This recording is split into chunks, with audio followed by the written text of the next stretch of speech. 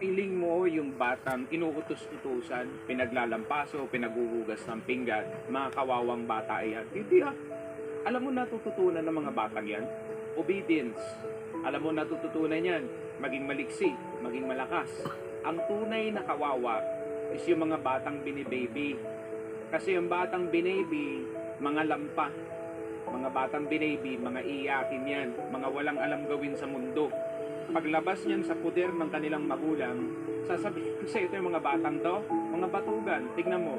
Mapagalitan lang ng boss, iiyak yan, tapos magre-recite. Gusto mo ba ganun ang anak mo?